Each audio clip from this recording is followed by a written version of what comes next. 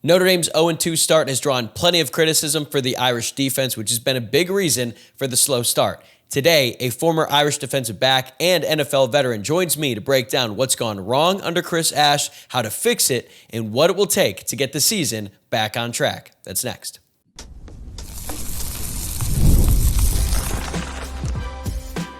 You are Locked On Irish, your daily podcast on the Notre Dame Fighting Irish. Part of the Locked On Podcast Network, your team every day. Hello and welcome to Locked On Irish, your daily Notre Dame podcast. I'm your host, Tyler Wojciak. I graduated from Notre Dame in 2018. Now I'm a producer at Fox Sports, and I've been covering the Irish since 2020. It's Thursday, September 18th, and thank you for making this your first watch or listen of the day. This episode is brought to you by FanDuel. Right now, new customers can bet just $5, and if your bet wins, you will get $300 in bonus bets to use across the app. Download the app today. Before we dive in, please take a moment to subscribe on YouTube or wherever you get your podcasts if you have not done so already. And don't forget to submit your questions for tomorrow's mailbag episode. You can submit yours in the YouTube comments or on social media. As a reminder, the X account is at Locked On Irish, or you can DM me your question on Instagram at Locked On Irish Pod. All right, let's talk about that Notre Dame defense. And I certainly have spent a lot of time this week discussing Chris Ash's unit, and today we are bringing in an expert to help us out. In just a moment, former Notre Dame captain and NFL veteran Matthias Farley will join me to explain what's gone wrong on defense, how the scheme has shifted a little bit under Chris Ash, and what needs to be fixed so that this group can get back to playing fast and confident and look like the Fighting Irish defense we've come to expect. I learned a lot from this conversation, and I hope you do too. Enjoy. All right, I'm excited to welcome in Matthias Farley, former Notre Dame defensive back and captain who went on to play 8 years in the NFL. Matthias, as you have watched these first two games, we know that the result hasn't been great, but what stands out to you the most about Notre Dame's struggles on defense? Yeah, first of all, Tyler, thanks for having me back on. Always good to jump on this with you. I think it's a combination of things. I think some things have compounded, and I look at the tape and think it's not complementary, right? And some instances, whether that's up front or, linebackers, or there's just something that's not clicking on a play here and there, and those compound over games. So just playing more complementary football, I think would go a long way with the defensive front, linebackers, safeties all being on the same page, as well as corners, obviously. When Marcus Freeman was asked about it, he talked about the fact that sometimes their eyes aren't in the right place, their technique is off in different situations, guys don't know their assignments. So, when mistakes happen, especially in the secondary, they seem like loud mistakes because it usually ends up being a big chunk play for the offense, but sometimes a minor fix can make a big difference. So based on what you've seen, is there anything like any breakdowns or issues that you've noticed that actually feel pretty fixable in a short amount of time? I look at the couple explosive plays from the A&M game, and some of it was just tackling, right? Good eyes, keeping your eyes on your key a little bit longer. That makes a big difference. And then, just understanding leverage where your help is, stuff like that makes a huge difference. Pass rush and secondary working hand in hand also makes a big difference. So, all of those things I look at as, from my armchair general seat, and they're all fixable, just better technique, better fundamental, just the basics, get back to the basics and, be in the right spots and trust that the guys around you are also going to be in the right spots.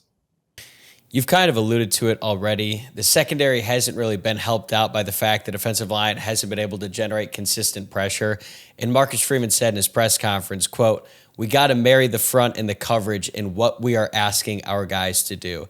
I think most people understand the general premise there that the defensive line and the secondary need to be working together. But from a player's perspective, what does that look like on the field? How can you marry the defensive line and the pass rush with the secondary? Well, they go just so hand in hand, right? If you can't, it starts with the line of scrimmage in general, right? Stopping the run, running the ball if you're on offense, right? And that sets up a lot of stuff in the passing game for both sides, and defenses that you can run and can't run, and pressure you can send if you have them in a backed up, situation or behind the chains. So affecting the quarterback can mean a lot of different things from that standpoint. It could be taking care of the run game, knowing you're in passing situations and you can kind of pick and choose when you want to send pressure and when you don't. And then just, in the secondary, it's just holding up, being on the same page, trusting the pass rush to get there, but also the pass rush, trusting the secondary that they're going to hold up long enough to get there too, right? So that's what I mean, just going hand in hand. And, coverage sacks are amazing. And sometimes, when you are affecting the quarterback, he throws the ball early or whatever the case may be, you get your hands on the ball, get a chance to get a pick, something like that. So it all really does tie so heavily in together. And if one's off, the other one's a lot harder, Yeah, and so far this season, Notre Dame has struggled a little bit when they've been in zone. As a former defensive back, are there some players who excel in man but struggle in zone and vice versa? And why is that for different players? Yeah, I think it's so player dependent. Some people play really good in certain zone coverages and not as well in others. It's just is what it is from that standpoint. I think a lot of guys on the outside, you come up and you're playing a lot of man. A lot of the guys who are the best corners, best cover guys in high school, it's like, okay, you just go take away that guy, And so you have so many more reps of doing that. And then zone coverage comes with a lot of nuance, right? Like there's adjustments that they change formations, whatever the case may be, your responsibility could change. Whereas if you're in man, right, like I got that cat, you got that cat, and like let's play football, right? So and then everybody teaches it a little bit differently, right? Like there's different schemes. You might have played certain coverage one way under one system. You might play it a little bit differently. I don't know that either. I'm not speculating into that, but there's little nuances to all zone coverages. And, sometimes it's a bit of a learning curve to really trust and find out where you need to be. And then, those around you doing the same. Are there like specific skills that you need to be better at playing zone as opposed to man? Zone is very instinctual in some ways. Like once everybody's kind of set up, like this is my area. I know I can break on this. I know I have help here. I know I can't get beat here to my leverage side, whatever the case may be. And zone beat there's much more feel involved in a different way, right? People can take you out of your zone, and so you have to know when to drop somebody. So I think it just depends on the zone you're playing in, and what you're actually asked to do within that zone. And that's just part of, having to digest and learn and understand the totality of a defense, right?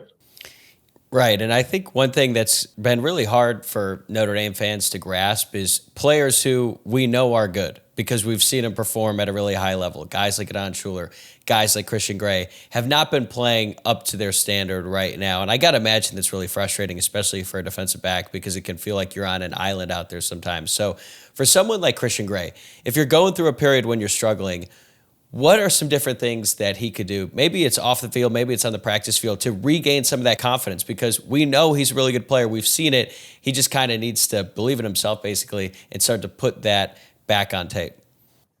Yeah, I mean, it's a hard position to be in, Obviously, such a high season, not just for him, but for the entire secondary the last couple of years, right? So, anytime you're used to succeeding and having that, any adversity that hits can be challenging.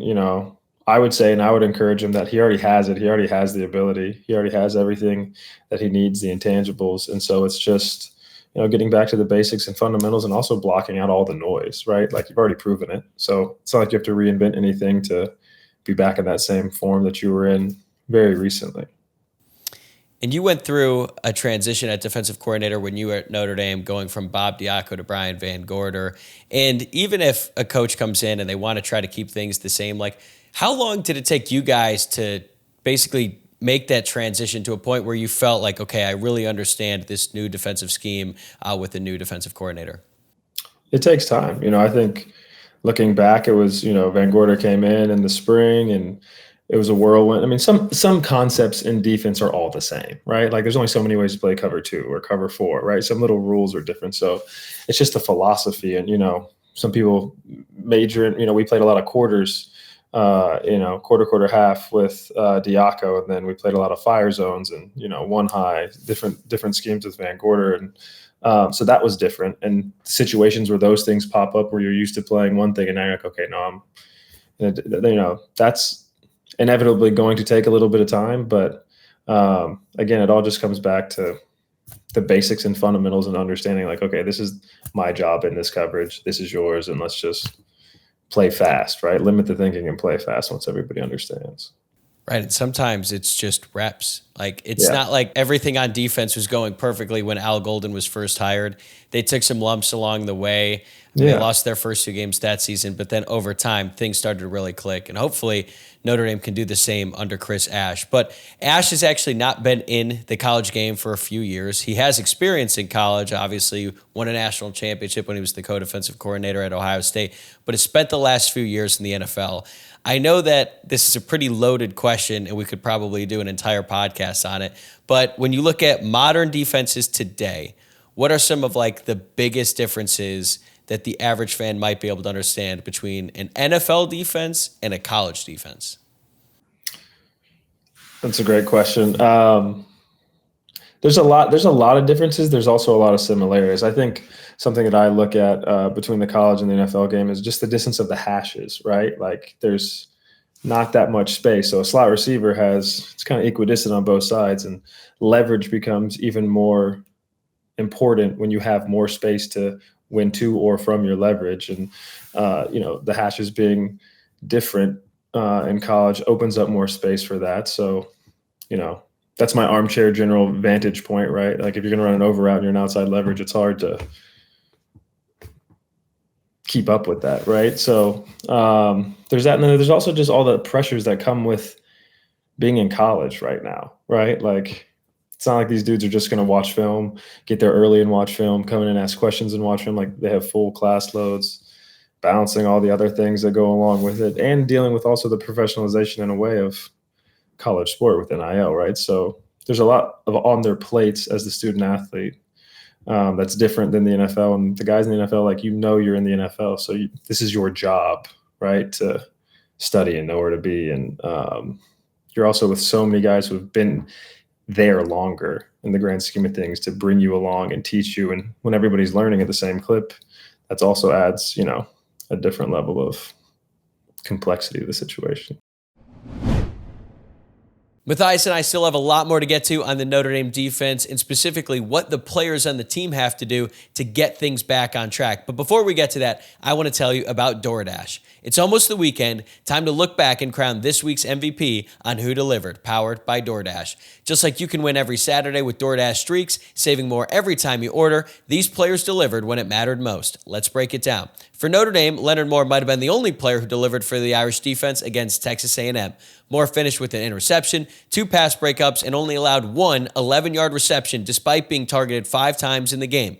The secondary as a whole might be in disarray, but Moore continues to prove himself as one of the best cornerbacks in college football. When the pressure was on, he came through. No hesitation, no delay. And just like Leonard Moore delivers for Notre Dame, DoorDash delivers your Saturdays. With DoorDash Streaks, you save every Saturday you order. Stack it up all season, and you could save up to $250, including $100 in DoorDash credits. Order this Saturday. Keep the streak alive. Fuel your game day only with DoorDash. Terms apply. Promo period through November 18th. Today's episode is presented by FanDuel. The NFL season is here, and FanDuel is making sure you're ready for kickoff with a can't-miss offer. Right now, new customers can bet just $5, and if your bet wins, you will get $300 in bonus bets to use across the app. I love using FanDuel because it fits however you like to bet. Player props, building a same-game parlay, or even jumping in live as the action unfolds. It makes every game more exciting, whether you're watching your team or just keeping an eye on your fantasy lineup. It's quick, easy, and the best way to add a little bit more energy to your Sundays. All right, here's my pick. We got Thursday Night Football tonight, and if you took Packers minus 3.5 like I told you to, you're welcome. Tonight, we are on the Bills, minus 11.5 at home. The Dolphins are dead. They are in Poop Town. Shout out to Scott Van Pelt. So if you're ready to play, download the FanDuel app now by visiting FanDuel.com to get started. That's FanDuel.com to place your first $5 bet.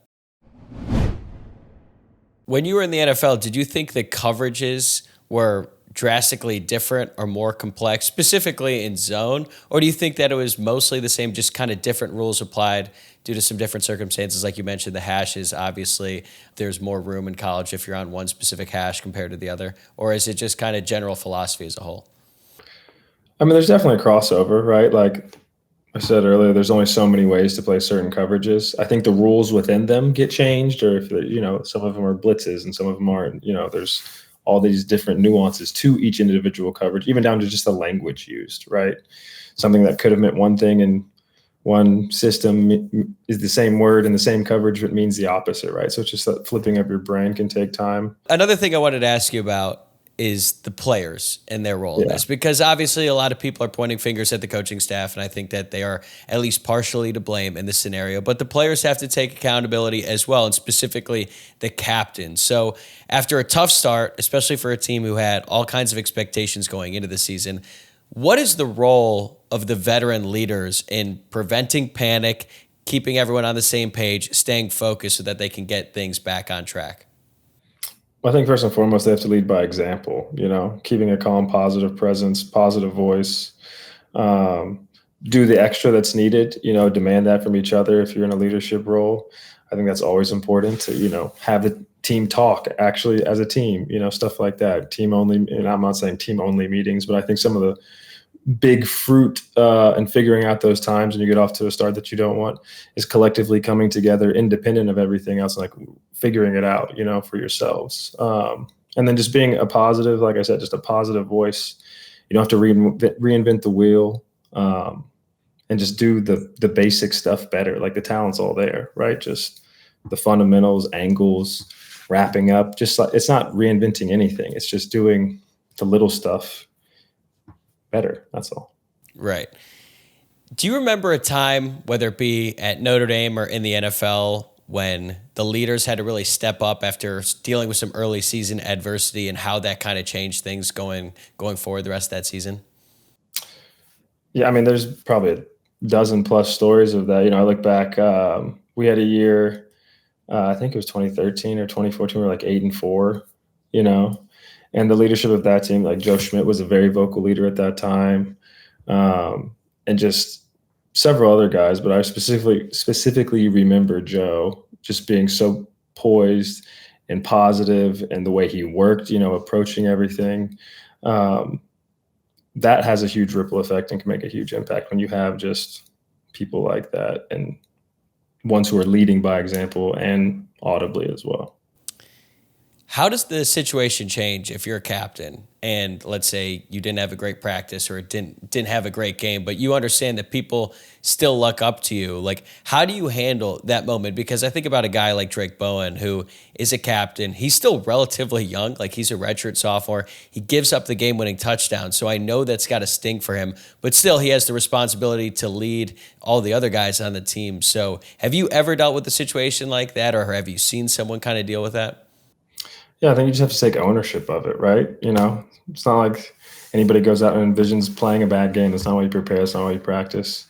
But I think leaders take accountability. They take ownership, and then they demand better from themselves. And I think you could probably see any game that ever has been played on any football team, and some play like that happens, and the guy stands up, takes accountability for it, and keeps it moving. You also have to let it go, right? and expect everyone else to too, hopefully.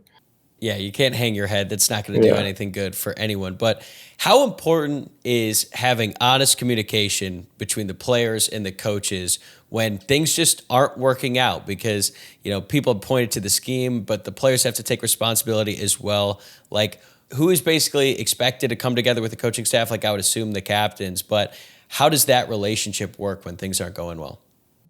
Well, I think the communication piece is huge. It's a lot different playing than it is coaching. I've never coached, but it's a different vantage point, things happening in real time, all of that kind of stuff factors in. But I think, there's such good leadership, from Marcus Freeman on down, and there's good leaders on the team. So I think that's not going to, I'm sure they've already had those conversations, right, of how to simplify it or have the communication be more simplified so that everybody's on the same page. The talent's all there. And I think there's enough wisdom in that building for sure that they've already probably had a meeting of the minds and are going to move forward and put the last two games behind them. How does that communication differ when it's in the week leading up to the game, or maybe the week after a loss where things didn't go well, but you have film, you have practice, you have meetings, you have all that stuff, as opposed to when you're in the middle of the game and things aren't working out? Like, how does that communication change when you're in the heat of the moment compared to when the dust has settled a little bit? I mean, it's always different live, right? I think, the emotions are higher. I think the stakes feel different, right? Because it's real time. Anytime when it's after the game, I think in games, it's all about just getting whatever you need communicated, however it needs to be, so that you can go out and execute whatever that change is, or, point that's being made. Making sure it lands basically and can be executed. And then film is just the correction of that. Like, how do you learn from it?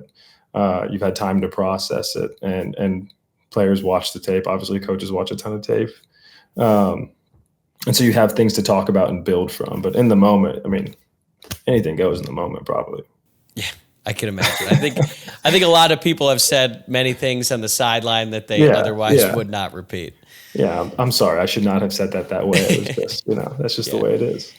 So help me understand being a defensive back better, because I think when you give up an explosive play, like we already talked about it earlier, sometimes it just comes down to making the tackle that's in front of you. But if you're giving up chunk plays, and I don't even think that there were a ton of situations where, in the case of the Notre Dame A&M game, where guys are just running right by him. I mean, it did happen a couple of times.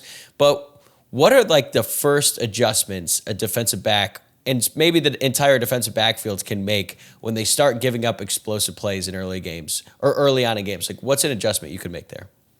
I think it comes down to communication. I mean, just making sure that everybody is on the same page. Most explosive plays, maybe not most, but a lot of explosive plays come from a bust here or a bust there, and that's across, every level of football ever played, right? So just making sure your eyes are in the right place, and that you and whoever you're in a zone with or playing man with, like, you are on the same page, you're locked in. And that comes from a lot of pre-snap communication across the board. And when you're more tuned in as a whole secondary, and guys are really talking, not like looking to somebody, okay, what is it? When everybody's really talking out the situations, understanding what situation you're in, that makes a huge difference and allows you to play really fast when you're locked in as a unit. Matthias and I still have more to get to, including what makes Leonard Moore so special. But before we get to that, a word from Mazda. Mazda crafts cars for those who do more than simply move. From footwork to breathwork, athletes sweat all the details. Mazda brings this same intention to how they craft every model. You can make everyday drives feel like anything but. From smooth handling to intuitive controls, with all-wheel drive standard in every crossover SUV, you can drive with confidence through almost any season. Like our players, they sweat every detail. Because when you make every move count, impossible becomes irrelevant. Mazda, move and be moved.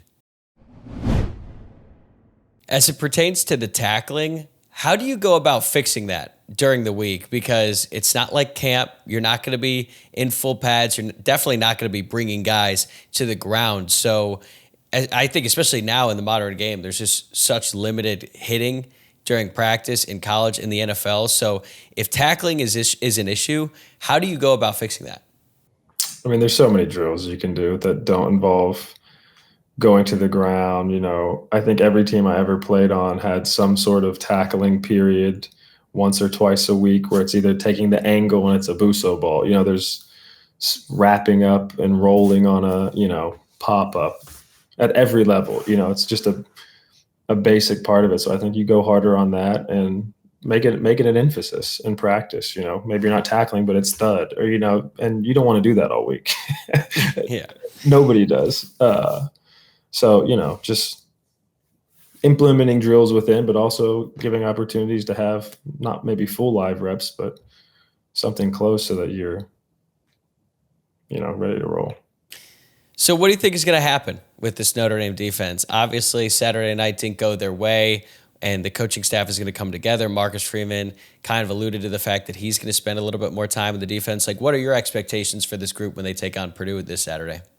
I wouldn't want to be on the other side from Notre Dame this Saturday in any capacity, right? I think the expectation is high at Notre Dame and always has been and always will be, and that's one of the beautiful things about it. And there's nobody that wants to turn this season around how it's been so far than the people who are in that building, right?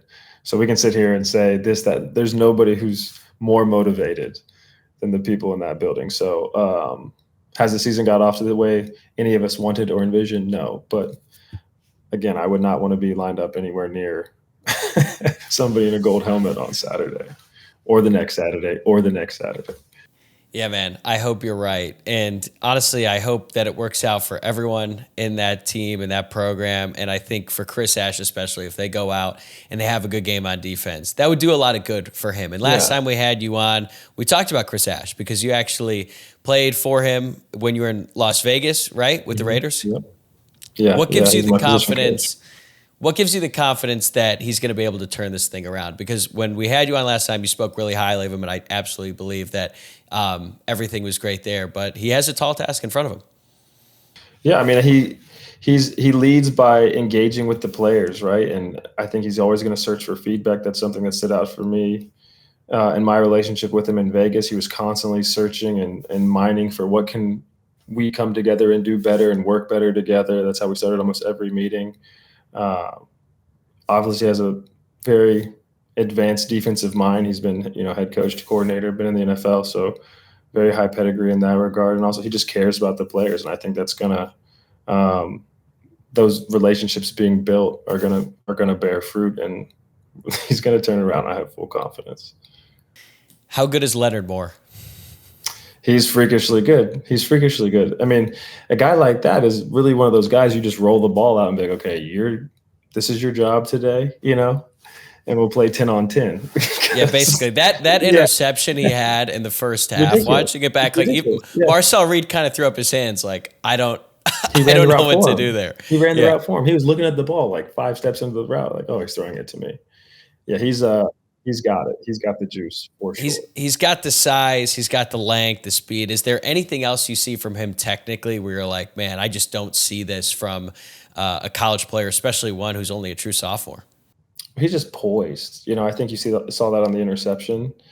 That's an easy position to get in and lean too hard, or hit the panic button and get a PI that's not really even needed. And he's just so poised when the ball's in the air, and he's sticky. And he doesn't look like guys like this always used to kind of make me upset because they were so good that it didn't even look like they were trying that hard to be like that sticky in coverage. He just got it, Right. And I feel like on defense, things can change so quickly. So has there been a moment where, let's say, things weren't going so well for the defensive side of the ball, but then something just clicked and it just switched on a dime? Because I feel like in this situation, Notre Dame doesn't have a whole lot of confidence right now on defense, but if they go out, they have a good game against Purdue, like one game could totally swing the entire course this season if they really come together. Yeah, I mean, I think big plays do that, and they don't always have to be big plays on defense specifically, right? Like, I love watching Notre Dame special teams. I was a special teams guy, my whole NFL career, and that has such a huge impact. And a lot of those guys who are in those core units are backups on defense or offense or whatever it is. So that can add a ton of energy. And then also just, getting your hands on and around the ball, knocking the ball. Someone comes up, smashes somebody in the backfield, TFL, sack, whatever it is, big hit, break up a pass, and then just celebrating together. That has a huge impact and just morale, I think we're due for some big plays going back the other way. All right, last question I have for you. If you were in the locker room today as a player, what would your approach be to this week? Would you be a rah-rah guy, or would you just have a different mentality? Like, how would you approach it? I was never like a super rah-rah guy, but I would have attacked everything. And I would let everybody know that I was attacking it without being a rah-rah guy. Like, we need to lock in everybody. And if you're not with it, practice is going to be way worse because I'm going to go as hard as possible. And we had a lot of guys who were like that, so it made it easy to go in those instances. You weren't pulling a bunch of people, and I'm not saying that that's going to be the case, but that would be my approach. Just like everybody's on notice, we're rolling. All right, man, this has been great. Thank you so much for taking the time and sharing your insight today. I really appreciate your perspective. It means a lot to me. I feel like I got smarter today, so I appreciate the time, and we'll have to do it again soon. Yeah, no doubt, Tyler. Thanks for having me on. That'll do it for today's episode. Thanks again for hanging out with us and for making this your first watch or listen of the day. If you enjoyed the show, please subscribe, like, rate, and review. It helps a ton. And I wanted to remind you that I'm going to be going live on YouTube tonight with Irish legends Reggie Brooks and Alan Pinkett, as well as Allison Hayes from ABC 57 for the Irish Squad Show right here on the Locked On Irish YouTube channel, and the podcast version will be available shortly thereafter. I'm also going to be back tomorrow, Friday morning, with another mailbag episode, so get your questions in the YouTube comments or send them to me on X at Locked On Irish or on Instagram at Locked On Irish Pod. That'll do it for me. I'll see you tomorrow.